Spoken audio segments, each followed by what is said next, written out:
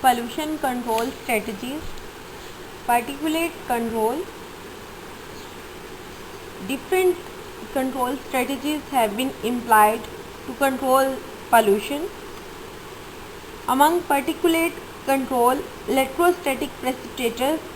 An electrostatic precipitator or electrostatic air cleaner is a particulate collection device that removes particles from a flowing gas such as air using the force of an induced electrostatic charge. Electrostatic precipitators are highly efficient filtration devices that impede the flow of gases through the device and can easily remove fine particulates such as dust, smoke from the airstream. Baghouse is designed to handle heavy dust loads as dust collector consists of blower, dust filter, filter cleaning system and a dust receptacle or dust removal system. Particulate scrubbers are also used. Among particulate scrubbers, wet scrubber, that is a form of pollution control technology, describes a variety of devices that use pollutants from a furnace, flue gas or from other gas stream. In a wet scrubber, the polluted gas stream is brought into contact with the scrubbing liquid. By spraying it with the liquid, by forcing it through a pool of liquid or some other contact method so as to remove pollutant. Among scrubbers, various types of scrubbers have been used. Vapor spray scrubber, cyclonic spray scrubber, spray tower and wet scrubber are most commonly used to remove pollutant. Baffle spray scrubbers. Baffle spray scrubbers are technology for air pollution control. A simple baffle spray scrubber is shown here. They are very similar to spray towers in design and operation.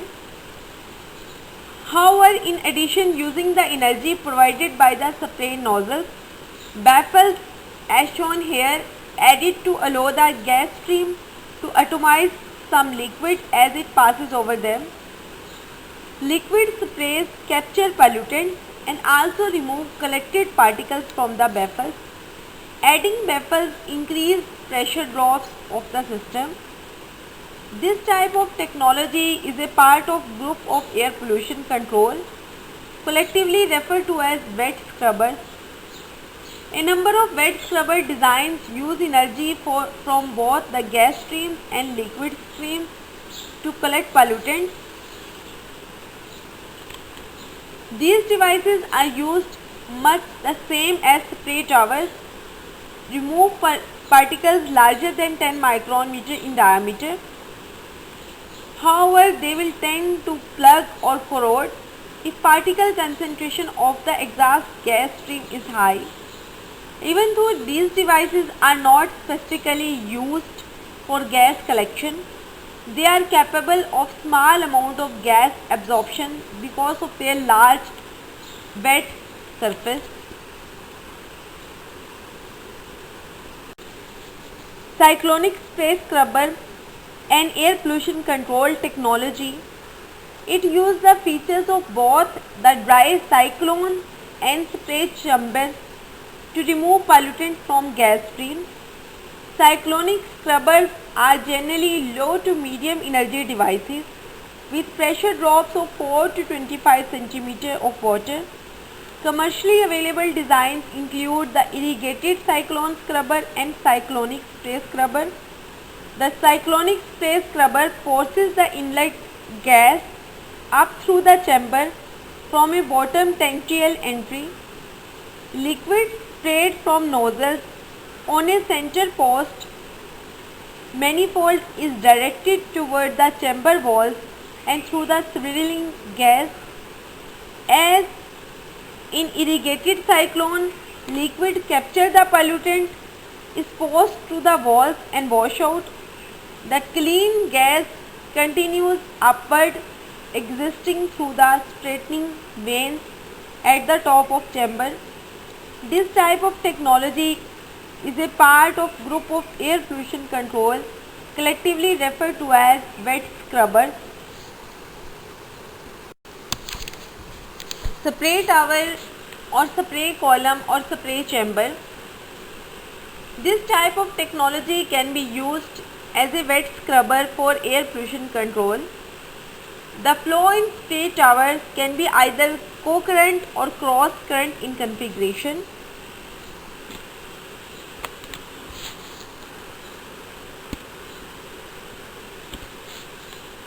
Spray tower, spray column or spray chamber.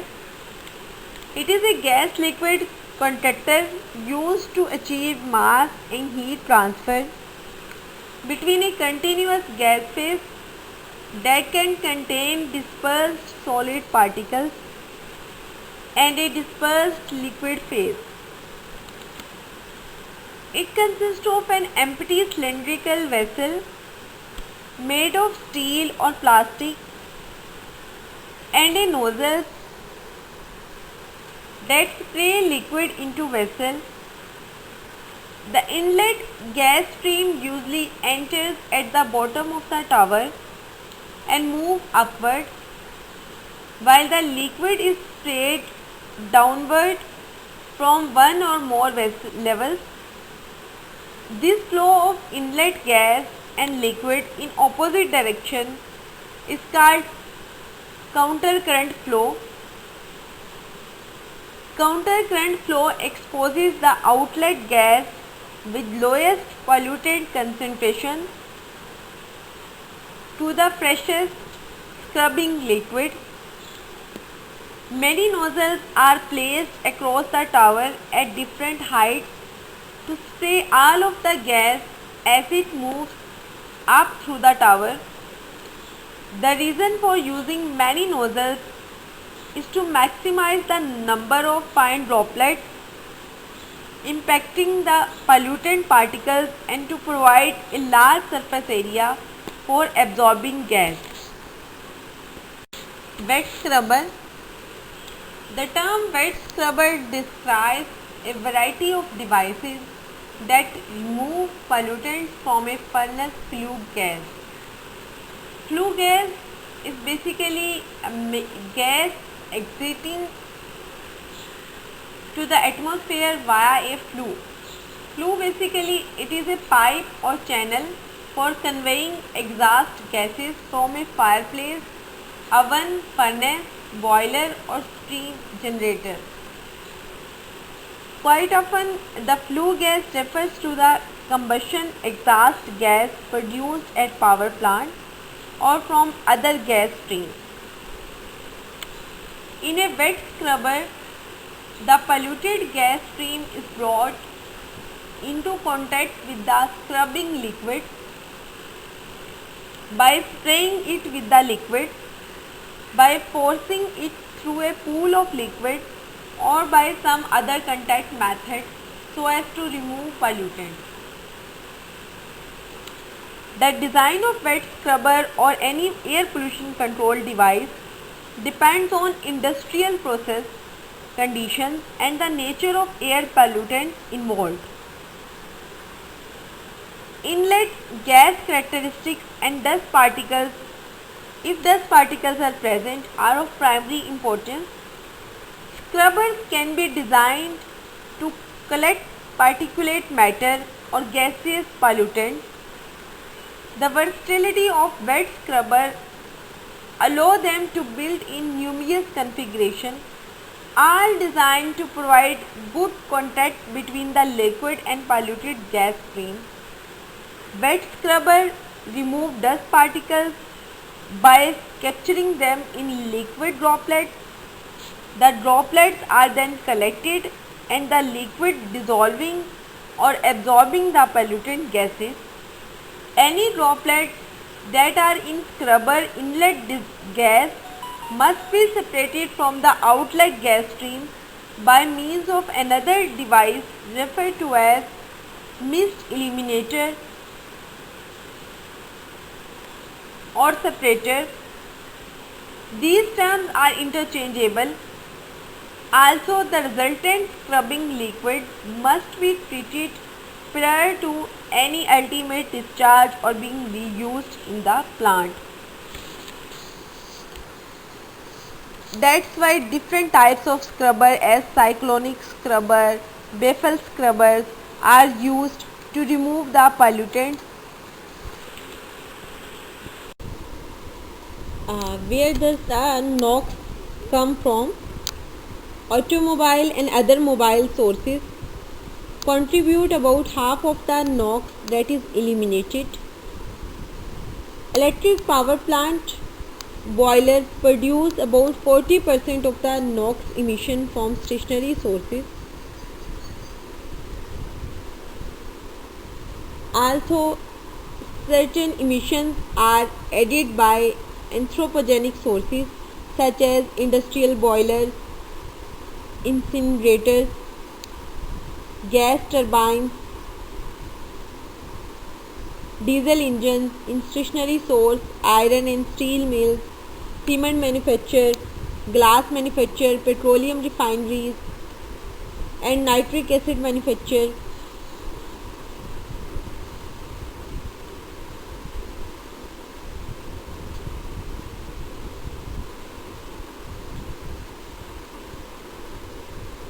Because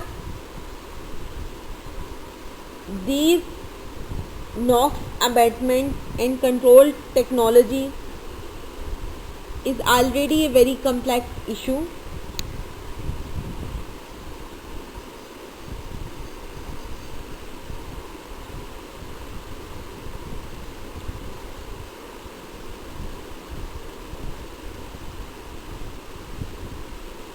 As we know that nitrogen dioxide is present in atmosphere and in acid rain.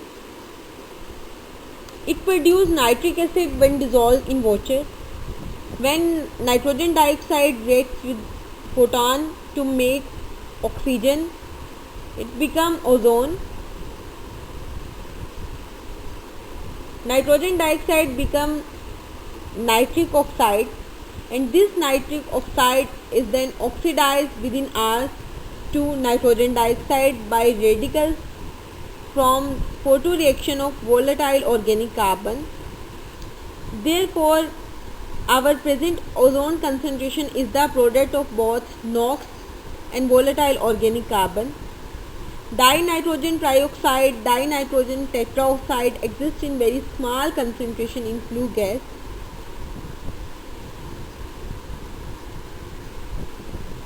Hence, their control measures is very necessary. Different methods are used to control NOx emission. As among different methods, catalytic reduction is most common.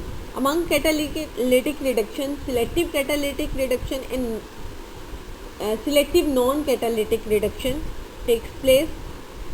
Selective catalytic reduction is a means of converting nitrogen oxide, also referred to as NOx, with the aid of catalyst into diatomic nitrogen and water. Carbon dioxide is a reaction product when urea is used as a reductant. Selective catalytic reduction catalysts are made from various ceramic materials such as titanium oxide, and active catalytic components are usually either oxides of base metals such as vanadium, molybdenum, tungsten, zeolites or various precious metals also used. Then the selective non-catalytic reduction method also used. Similarly, NOx scrubbers as different types of scrubbers which I mentioned in previous slide also used to eliminate NOx from air. Catalytic converter are also used. This catalytic converter also used for volatile organic carbon control measures. Selective catalytic converter As mentioned previous slide, the selective catalytic converter catalyst is used which increase the rate of the reaction. The NOx reduction reaction takes place as the gases passes through the catalyst chamber. Before entering the catalyst chamber, the ammonia or other reductant such as urea is used as a reductant is injected and mixed with gases. The chemical equation for stoichiometric reaction using either anhydrous or aqueous ammonia for a selective catalytic reduction process is nitric oxide reaction with ammonia and conversion into the nitrogen. The next is nitrogen dioxide also react with ammonia in presence of oxygen and conversion into nitrogen and water. This nitric oxide and nitrogen dioxide in the presence of ammonia also converted into nitrogen. With several secondary reactions, sulfur dioxide and oxygen both react to form sulfur trioxide, and ammonia present react with sulfur trioxide and water into ammonium sulfate.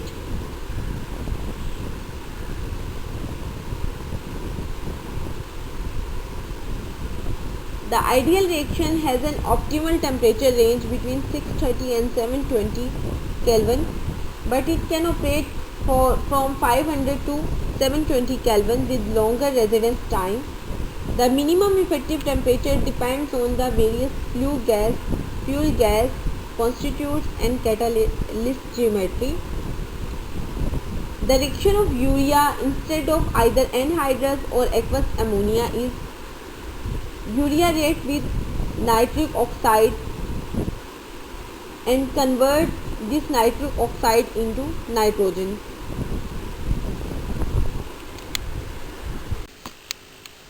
Selective non-catalytic reduction, basically it is a method that lessens the nitrogen oxide emission in conventional power plant that burns biomass, waste and coal. The process involves injecting either ammonia or urea into the firebox of the boiler at a location where flue gas is between 900 and 1100 degrees Celsius to react with the nitrogen oxide formed in the combustion process. The resulting product of the chemical redox reaction is molecular nitrogen and carbon dioxide in water. Urea is easier to handle and store than more dangerous ammonia. In process, it reacts like ammonia. As urea reaction with water, the reduction happens, conversion into ammonia, and this ammonia further react with the nitric oxide and conversion into nitrogen takes place. The reaction mechanism itself involves amine radicals that attach to nitric oxide and then decompose. At low temperature, the nitric oxide and ammonia do not react. At temperature above 1093 degrees Celsius, ammonia decompose and conversion into nitric oxide. In this case, nitric oxide is created instead of removed.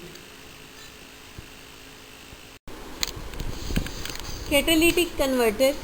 Catalytic converter is an exhaust emission control device that reduces toxic gases and pollutants in the exhaust gas from an internal combustion engine into less toxic pollutants by catalyzing a redox reaction, that is an oxidation and reduction reaction. Catalytic converters are usually used with the internal combustion engine fueled by either gasoline or diesel. It's basically either two-way catalytic converter or three-way catalytic converter. In a two-way catalytic converter, oxidation, sometimes called oxycat catalytic converter, has two simultaneous tasks. In the first, oxidation of carbon monoxide to carbon dioxide. In the next is oxidation of hydrocarbons dead hydrocarbons that are unburnt and partially burnt fuel to carbon dioxide and water, as shown in this equation. Unburnt hydrocarbon converted into the carbon dioxide and water using a combustion reaction. This type of catalytic converter is widely used on diesel engine to reduce hydrocarbon and carbon monoxide emission. They were also used on gasoline engine in American and Canadian market automobiles until 1981 because of their inability to control oxides of nitrogen. They were further converted into the three-way catalytic converter. Three-way catalytic converter have the additional advantage of controlling the emission of nitric oxide and nitrogen dioxide. Converter have the additional advantage of controlling the emission of nitric oxide and nitrogen dioxide. Abbreviated to NOx, and are precursor to acid rain and smoke. The reduction and oxidation catalysts are contained in common housing.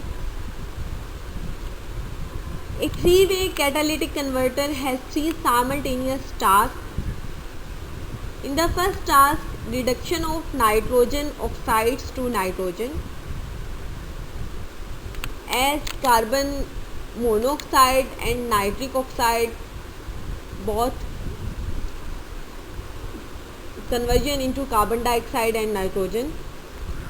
Then the hydrocarbons in the presence of nitric oxide also again convert into carbon dioxide and nitrogen.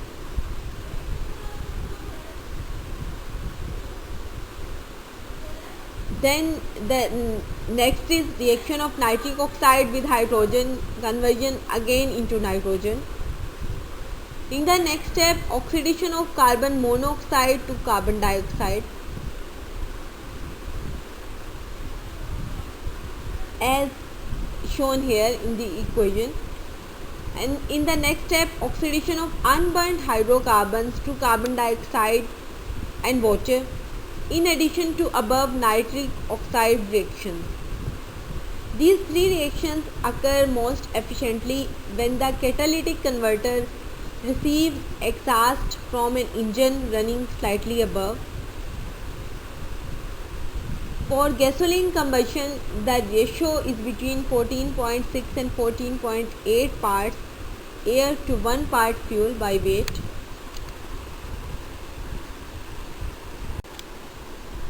So the next is control measurement of volatile organic compounds or chemicals. Volatile organic chemicals include industrial chemicals, solvents, alcohols, petroleum products such as gasoline. Volatile organic chemicals combine with sunlight to form atmospheric ozone or smoke.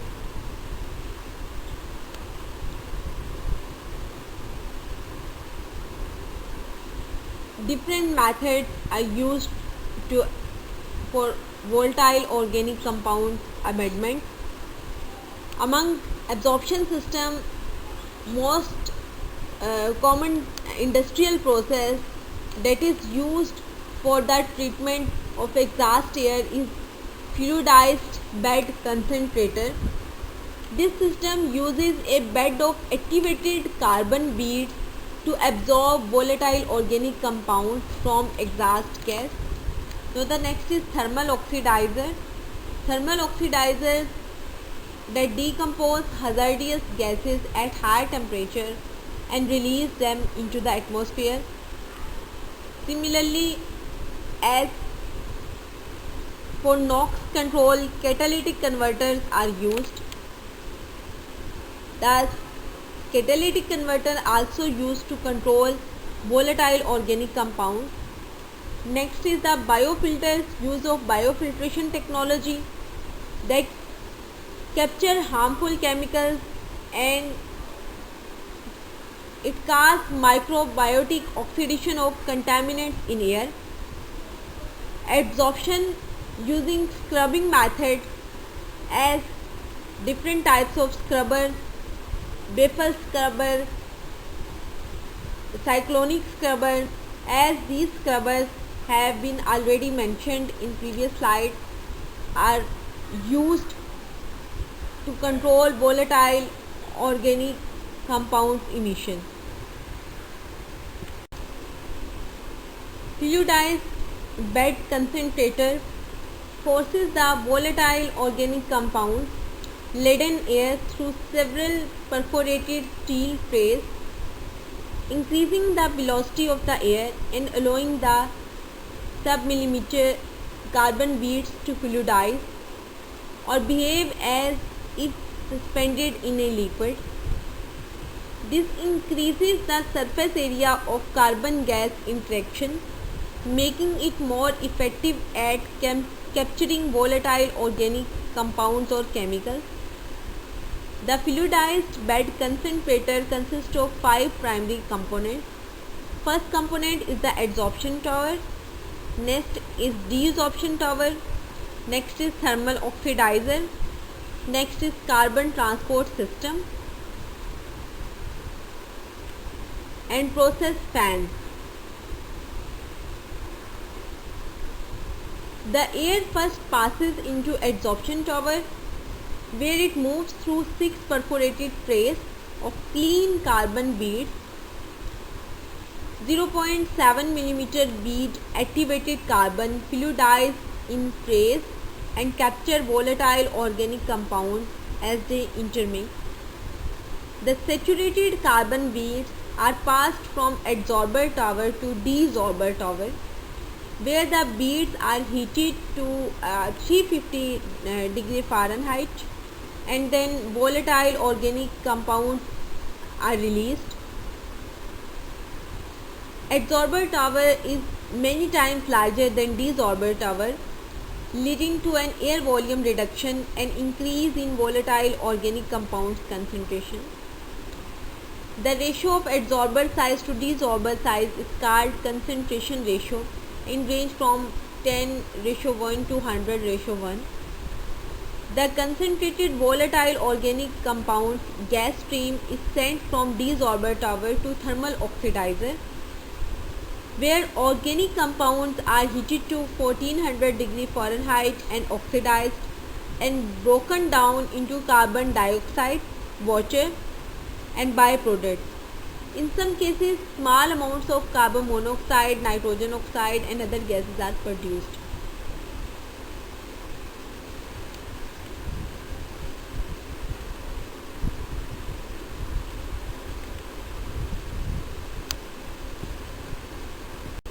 Thermal oxidizer.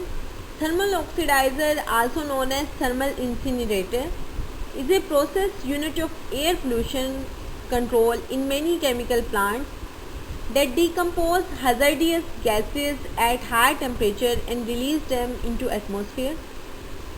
Thermal oxidizers are typically used to destroy hazardous air pollutants and volatile organic compounds from industrial air streams. Three main factors in designing the effective thermal oxidizer are temperature, its residence time, and turbulence. The temperature needs to high enough to ignite the waste gas. Most organic compounds ignite at the temperature between 590 degrees Celsius and 650 degrees Celsius.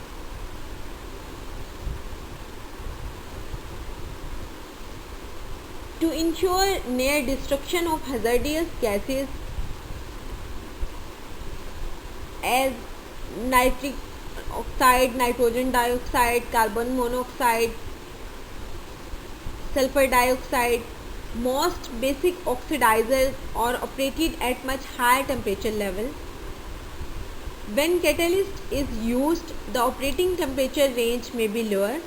Catalyst may be platinum, molybdenum, most commonly used. Residence time is to ensure that there is enough time for the combustion reaction to occur. The turbulence factor is the mixture of combustion air with the hazardous gases. Biofiltration technology. Biofiltration is a pollution control technique using a bioreactor containing living material as microorganisms to capture and biologically degrade pollutants. When applied to air filtration and purification, biofilters use microorganisms to remove air pollution.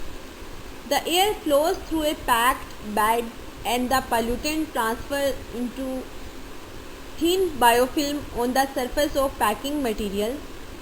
Microorganisms including bacteria and fungi are immobilized in the biofilm and degrade the pollutant. Trickling filter and bioscrubbers rely on biofilm and bacterial action in their recirculating water. One of the main challenges to optimum biofilter operation is maintaining proper moisture throughout the system. The air is normally humidified before it enters the bed with a watering system, that is spraying system, humidification chamber, bioscrubber and biotrickling filter. Properly maintained a naturally organic packing media like vegetable, mulch, bark or wood chips may last for several years, but engineered combined natural, organic and synthetic component packing material will last much longer, up to 10 years.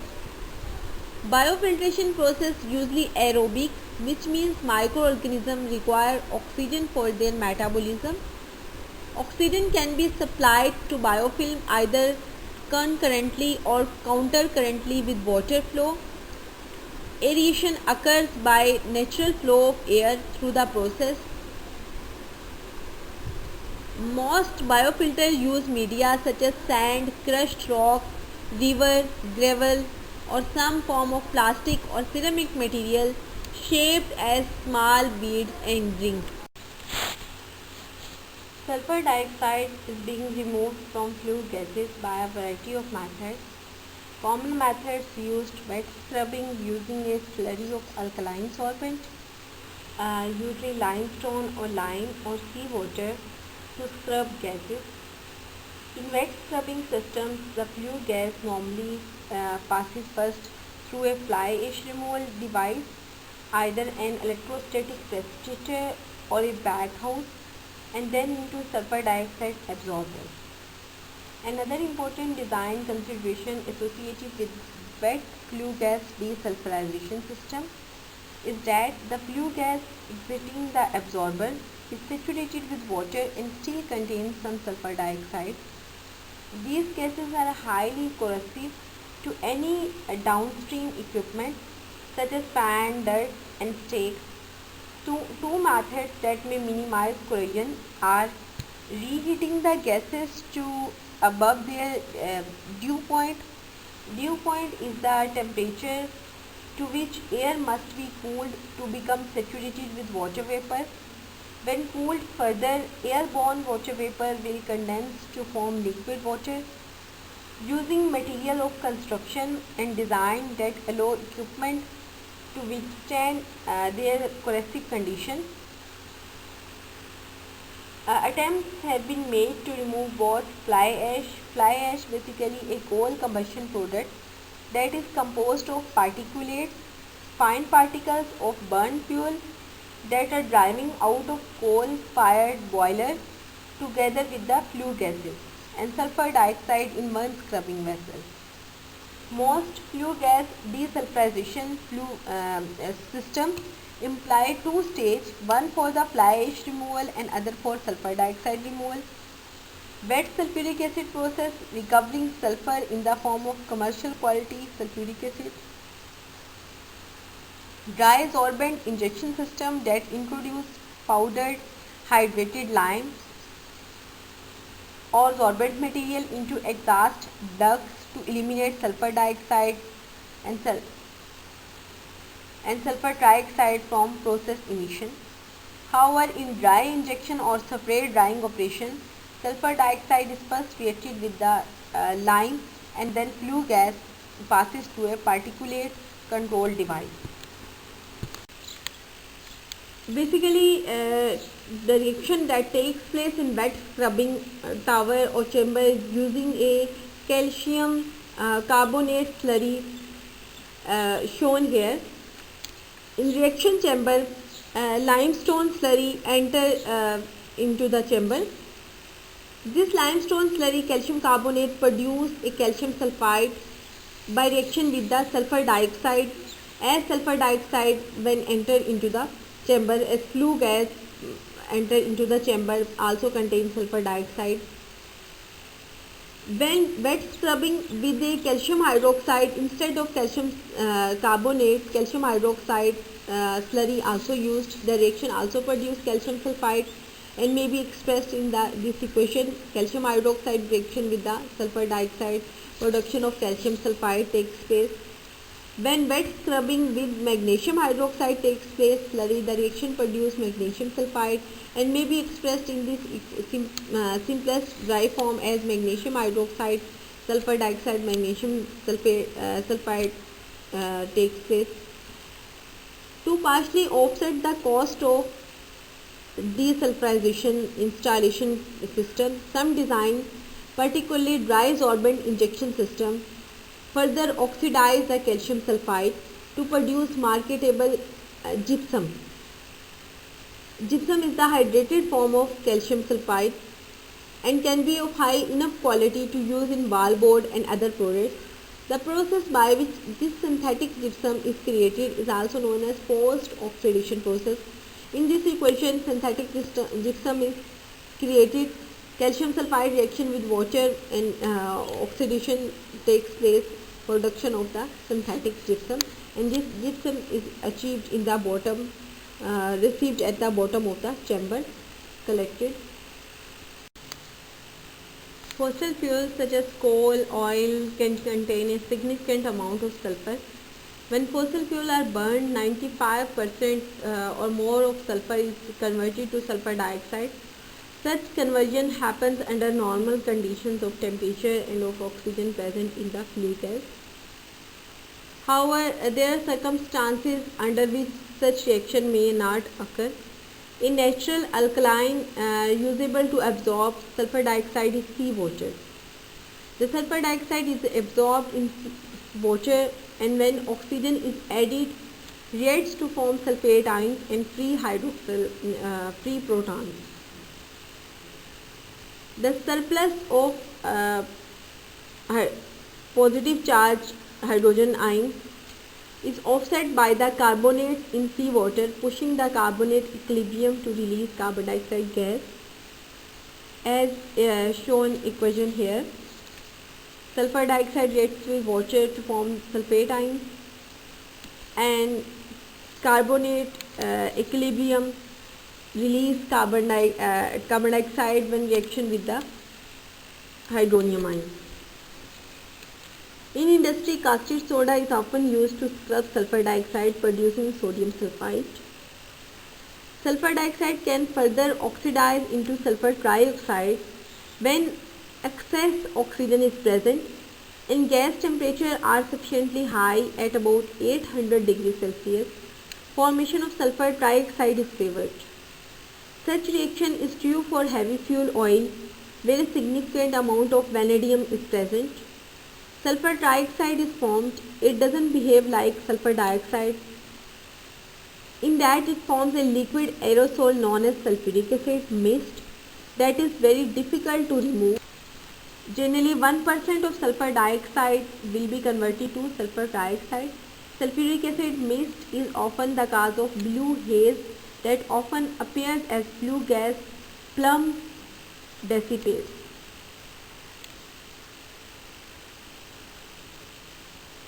The problem can be overcome by the use of wet electrostatic precipitator. The US Environmental Protection Agency reports air quality as Air Quality Index. The Air Quality Index is a system that is used to warn public when air pollution levels are dangerous. Environmental Protection Agency established an air quality index for 5 major air pollutants regulated by Clean Air Act. Each of these pollutants has a national air quality standard set by Environmental Protection Agency to protect public health. These are ground level ozone, carbon monoxide, sulfur dioxide, nitrogen dioxide, and particulate matter of 2.5 and particulate matter of 10 micrometer. Air quality index is divided into 6 categories. Each category corresponds to a different level of health concern, as these are shown by different color. The color makes it easy for people to quickly determine whether air quality is reaching unhealthy level in their communities. The US Air Quality Index is Environmental Protection Agency index for reporting air quality. The Air Quality Index is a system used to warn the public when the air pollution levels are dangerous. Think of the Air Quality Index basically a yardstick that runs from 0 to 500. The higher the air quality index value, the greater level of air pollution and greater health concern. As is shown, the maroon color at the end showing the high level of health concern, health warning of emergency condition, everyone is more likely to be affected. While green color, air quality is satisfactory and air pollution poses little or no risk. Now the next is yellow color, the level indicates 50 to 100. Air quality is acceptable, however there may be a risk for some people, particularly those who are unusually sensitive to air pollution. Now the next is orange color is for sensitive member of sensitive group may experience health effects, but the general public is less likely to be affected. So the next is some member of the general public may experience health effects. Member of sensitive group may experience more serious health effects in red color. In the purple color, it has been shown that health alert means the risk of health effects is increased for everyone. It means high level of air quality index value means high level of pollution and high level of health concern. How does air quality index work?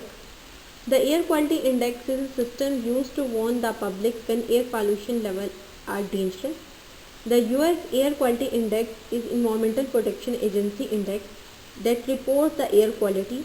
The higher the air quality index value, the greater level of air pollution and it poses greater health concern. This table represents the air quality index value.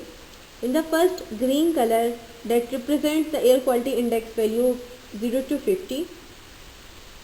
It means the air quality description means that satisfactory level, and yellow color that represents the moderate level 51 to 100 means acceptable, that is there is no dangerous zone, but level observed by the value of 101 to 150 index, it represents unhealthy and certain health issues observed in this case,